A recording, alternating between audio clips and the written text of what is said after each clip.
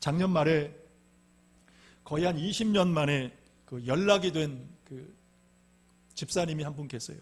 정말 궁금했던 분인데 그 집사님 이름이 이병규 집사님이세요. 한국에 와서 교수하다가 지금 롱아일랜드에서 아주 잘 살고 계시는데, 제가 뉴욕에서 유학할 때 함께 살던 룸메이트였습니다. 룸메이트. 저보다 한 7년 연배시거든요. 7년 연배신데, 그런데 그 집사님이 제게 특별한 이유가 있어요. 그게 뭐냐면, 제가 가장 가난했던 유학 시절에, 그 유학 시절에 함께 룸메이트였던 집사님이기 때문에 그 집사님이나 저나 누가 도와주는 사람 한 사람 없이, 서포트 없이, 그래서 정말 날마다 한 달 한 달 정말 살아오는 팔을 걷는 것처럼 그렇게 살았어요. 사실 산다라기보다는 버텨냈다. 하루, 한 주, 한 달 그렇게 버텨냈어요. 뭐 잘 먹는 것은 배부른 소리고요, 그냥 배만 채우면 충분했고 감사했어요. 한 번은 돈이 한 푼도 없어요. 쌀도 딱 떨어졌습니다.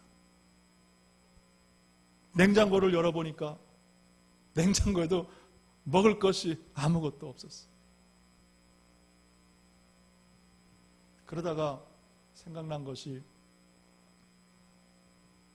시장 보고 남겨진 그 잔돈 있잖아요. 5전짜리, 10전짜리. 그런 거를 모아둔 김치병이 있는데, 그 김치병이 생각이 나서 그 김치병을 쏟아보니까 한 10불 정도 조금 넘었어요. 그래서 그걸 가지고 이제 가까운 아시안 마트를 갔습니다. 배고프니까 라면을 3개를 샀어요. 라면을 3개를 사고, 이제 달걀을 사는데 달걀은 하나씩 안 파니까 한 다진 조그만 거, 그거 이제 하나를 사고 계산대를 딱 갔더니 한 40전인가 50전이 부족한 거예요. 당황스럽더라고요. 어떻게 해야 되나? 라면을 하나 빼야 되나? 달걀은 뺄 수 없으니까. 그렇게 잠깐 고민하는데, 그 감사하게도 카운터 보시는 분이 괜찮습니다, 나중에 갚으라고. 그래서 이제 그걸 가지고 와서 라면 3개에다가 달걀을 풀어서 김치도 없이 막 그걸 막 먹는데 얼마나 맛있던지. 그 라면 찬밥이라도 있으면 말아 먹었을 텐데 밥 하나도 없이 그것을 먹는데, 그 이병규 집사님이 그러는 거예요. 종호야, 오늘 우리를 꼭 기억하자. 오늘 꼭 기억하자. 나중에 꼭 이때를 추억하고 감사할 때가 올 것이다. 지금도 그 집사님이 그때 그 라면 먹으면서 했던 말이 지금도 잊어지지 않아요. 여러분, 저만 이런 추억이 있겠습니까? 우리 모두에게 정말 가난했던, 배고픈 그런 광야 시절이 다 있다라는 것입니다. 여러분, 그런 시절을 어떻게 이겨내셨어요? 돌아보면 다 하나님의 은혜고, 나를 붙들어 주신 것은 하나님의 말씀이었다.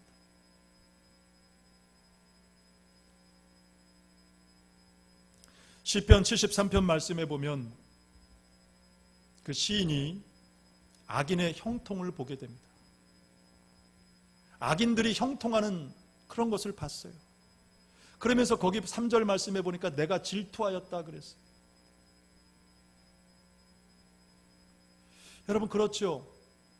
나는 정말 하나님 믿고 말씀대로 살려고 하는 그런 나는 가난한데, 나는 하루하루 버티기도 힘든데, 그런데 악인들은, 하나님 없이 살아가는 사람들은 오히려 모든 것이 부족함 없이 형통하는 것을 보게 됩니다. 당연히 시험 들고 믿음의 회의가 들 수도 있어요. 그래서 그 뒤에 보면 시편 기자가 뭐라고 고백하냐면, 내 마음이 깨끗하고 내 손이 무죄한들 무슨 소용이 있겠느냐 탄식해요. 얼마나 삶 속에서 갈등하는지. 그럼에도 불구하고 시편 기자가 이렇게 고백합니다. 시편 73편 24절에 보니까 주의 교훈으로 나를 인도하시고 그리고 후에는 영광으로 나를 영접하시리니. 그리고 그 마지막 24절 끝절에 보니까 주를 가까이함이 내게 복이다. 주를 가까이함이 내게 복이다. 그렇게 고백하고 마치고 있습니다. 여러분, 그러므로 혹여 지금 가난하고 물질의 문제, 배고픔의 문제가 있더라도 여러분 하나님 믿고 끝까지 말씀 붙들고 여러분 말씀으로 이겨내시기를 바랍니다. 그러면 반드시 저와 여러분에게 복이 되어 돌아올 줄로 믿습니다. 자, 두 번째 예수님이 받으신 시험은 뭐냐면 권세의 시험이었습니다. 권세의 시험. 자, 5절과 6절 말씀에 보면 이 마귀는 예수님을 성전 꼭대기에 데리고 가서 거기에 세우고 하나님의 아들이어든 뛰어내리라고 시험합니다. 내가 하나님의 아들이었면 그 높은 꼭대기에서 멋지게 한번 뛰어내려봐. 그렇게 마귀가 시험했어요.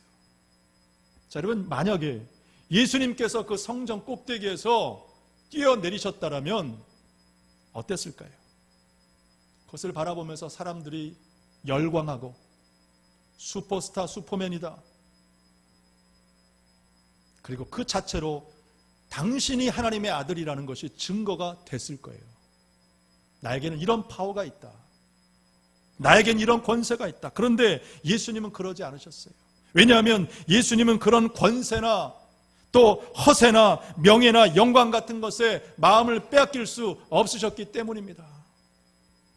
여러분, 마귀가 오늘 우리를 시험하는 것도 마찬가지입니다. 우리에게 힘을 주고 권세를 주고 그래서 그것으로 우리를 시험한다라는 사실이에요. 첫 번째, 배고픔의 문제로 시험했다면 두 번째는 우리에게 힘을 주고 권세를 줍니다. 그리고 우리를 시험해요. 어제도 노예 어느 목사님이 한 분이 오셔서 잠시 대화를 나눈 중에 어떤 교회 얘기를 말씀을 하시더라고요. 벌써 꽤 오래된 일인데 여전히 그 교회가 그 문제로 어려움을 당하는 것 같아요. 그 교회 어느 집사님이 이제 중직의 직분을 받았다고 합니다. 그런데 중직이 되고 나니까 교회가 이래야 된다, 저래야 된다, 사람들을 만나고 그리고 갈라놓고 시험 들게 만들고. 저는 벌써 오래전 일이기 때문에 잘 마무리가 된 줄 알았는데 여전히 그 여파가 교회에 남아있더라. 그런 말씀을 하더라고요. 여러분, 우리가 지난번에 구약의 율법을 말씀드릴 때 613개라고 그랬죠. 자, 하나님께서 이스라엘 백성들에게 지키라고 한 613개 율법 중에 248개는 하라라는 그런 율법이었어요. 안식일을 거룩하게 지키라. 같은 이웃을 사랑하라. 248개. 나머지 365개는 하지 말라예요. 탐하지 말라, 거짓 증거하지 말라, 살인하지 말라. 묘하게도 그게 365개. 무엇을 생각하게 됩니까? 우리가 날마다 일상 중에 하나님께서 하지 말라라는 것만 하지 않아도 그래도 하나님 말씀을 잘 지키는 것이다. 우리가 하라는 것은 잘해요. 그죠? 하라는 것은 잘하는데 하지 말라는 것은 우리가 조금 조심성이 부족한 것 같아요. 여러분, 사무엘상 8장에 보면 이스라엘 백성들이 하나님께 왕을 요구합니다. 근데 하나님은 그 왕을 요구하는 것을 기뻐하지 않으셨어요. 그럼에도 이스라엘 백성들이 왕을 달라 그렇게 요구하니까 결국 세운 왕이 누구냐? 사울을 왕으로 세웠습니다. 여러분, 성경을 보시면은 사울은 왕이 되기 전에 대단히 겸손했어요. 대단히 겸손했어요. 아버지를 걱정할 줄도 알고요. 사무엘 선지자를 만나러 가는 중에 뭐라고 얘기하느냐? 사환에게 하나님의 사람에게 무엇을 드릴 것이 없겠는가? 섬길 줄도 알았어요. 그리고 자기보다 신분이 한참 낮은 사환에게, 지금으로 말하면 종이죠. 그 종에게조차 겸손하게 대할 줄 알았습니다. 그랬던 사울이 왕이 되니까 어떻게 변했습니까? 하나님 말씀에 불순종하고 자기가 하나님의 말씀에 따라 진멸할 것과 진멸하지 않을 것을 자기가 스스로 판단하고 결정하고 자기를 높이겠다고 기념비 세우고요. 하나님이 주신 그 왕의 원서를 가지고 선지자 기다리지 않고 자기 마음대로 제사 지냈어요. 다 왕이 된 후에 나온 결과입니다. 그래서 하나님께서 그 사울을 왕으로 세우신 것을 후회하신다. 내가 너를 왕으로 세운 것을 후회한다 하면서 내가 너를 버리겠다. 하나님 앞에 버림받고 말았어요. 여러분, 그러므로 저와 여러분 끝까지 말씀을 붙드셔서 하나님께서 맡기신 그 귀한 직분 사명 잘 감당하시기를 주님의 이름으로 축복합니다. 세 번째, 부귀영화의 시험입니다. 성공의 시험, 부귀영화의 시험이죠. 본문 8절과 9절에 보면 마귀는 자신에게 엎드려 경배하면 천하를 다 주겠다. 예수님을 시험합니다. 자, 나에게 엎드려 경배하면, 사단 자신에게 경배하면 다 주겠다. 어떤 시험이에요? 부귀영화의 시험이죠. 네가 원하는 모든 것을 다 주겠다. 마귀가 시험했어요.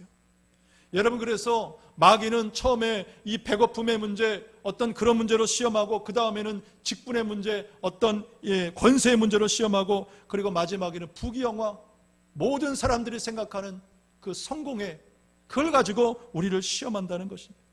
사단은 끊임없이 우리에게 시험을 줘요. 그래서 여러분, 본문 3절에 보니까 이 마귀를 아예 누구라고 얘기하느냐? 시험하는 자라고 얘기해요. 마귀는 누구냐? 시험하는 자. 그래서 여러분, 이 마귀가 궁극적으로 우리를 시험하면서 원하는 목표가 있어요. 그거는 뭐냐? 하나님을 떠나서 자신을 경배하며 살게 만드는 거예요. 자기의 종이 되게 한다는 것입니다. 지난 수요일에 살펴봤던 창세기 3장 말씀에서 뱀인 사단이 하와를 선악과로 유혹을 합니다. 사단은 하와에게 그 선악과를 보게 해요. 보면 끝난다 그랬잖아요. 마음을 다 빼앗겨 버리죠. 그리고 마침내 자기도 먹고 남편도 먹게 해서 죄를 짓게 만들었어요. 그래서 그 결과가 뭐예요? 창세기 3장 7절 말씀해 보니까 이에 그들의 눈이 밝아져 자기들이 벗은 줄 알았다. 다시 말하면 수치심을 갖게 하는 거예요. 마귀는 우리에게 수치심을 갖게 하고, 그리고 다음 8절에 보면 하나님이 부르실 때에 하나님의 낯을 피하여 숨었다라고 얘기를 합니다. 바로 죄의식을 통해서 하나님과 멀게 하고 하나님을 피하게 만드는 것이 여러분, 마귀, 사단 마귀의 최종적인 목표예요. 이것을 여러분 아셔야 됩니다. 그래서 예수님께서 이런 마귀의 전략을 아시고 어떻게 싸우셨느냐? 본문 10절 말씀해 보니까, 자, 10절 말씀, 우리 성경 가지신 분들 10절 말씀 같이 봅니다. 시작. 이에 예수께서 말씀하시되 사탄아 물러가라. 기록되었으되 주 너희 하나님께 경배하고 다만 그를 섬기라 하였느니라 그랬습니다. 자, 이게 보면 예수님께서 사탄아 물러가라, 대단히 노하게 지금 말씀하셨어요. 왜냐하면 여러분, 이 사탄을 경배하는 일, 무릎 꿇는 것, 여러분 용납할 수 없고 타협할 수 없는 일이었기 때문입니다. 예수님 안에 거룩한 분노가 지금 쏟아져 나온 거예요. 특별히 여러분, 예수님이 노하신 이유가 뭡니까? 바로 마귀가 하나님의 말씀의 권위에 도전했기 때문에 예수님이 노하신 거예요. 그래서 여러분, 예수님께서 4절과 7절과 그리고 10절을 통해 기록되었으되 그랬죠. 기록되었으되 무엇을 말하냐면 구약에 기록된 그 하나님의 말씀을 인용해서 말씀으로 이 사탄과 싸우셨다라는 것을 말해주는 것입니다. 여러분, 그러므로 하나님의 말씀으로 싸우시고 말씀의 권위에 도전하는 어떤 일도 여러분 신앙에서, 사명에서 용납하지 마시기를 바랍니다. 그래서 본문 11절 말씀해 보니까, 자, 11절 말씀 마치고 이제 마치도록 하겠습니다. 자, 예수님이 3번의 시험을 이제 다 통과하셨어요. 11절 시작. 이에 마귀는 예수를 떠나고 천사들이 나와서 수종드니라. 아멘. 자, 무엇을 알게 되냐면 시험을 다 통과해야 그때야 평안이 오고 축복이 오고 또 교회적인 부흥도 오는 것이고 우리 가정도 평안하게 된다. 말씀을 맺습니다. 여러분, 어떤 시험이 오더라도, 개인적인 믿음의 시험, 가정의 시험, 어떤 시험이 오더라도 여러분 그 시험을 반드시 말씀으로, 여러분 말씀 붙들고 싸우고 이기시기를 바랍니다. 시험은 반드시 그 뒤에 오는 축복과 비례하는 것입니다. 시험이, 고난이 깊으면 깊을수록 그 뒤에 오는 영광과 축복은 더 큰 것입니다. 욥이 그랬잖아요. 욥의 시험이 갑절의 복을 받은 것입니다. 아무쪼록 어떤 시험이 오더라도 말씀 붙들고 여러분 이기시고 승리하셔서 더 큰 축복 받으시는 저와 모두가 되시기를 주님의 이름으로 축복합니다.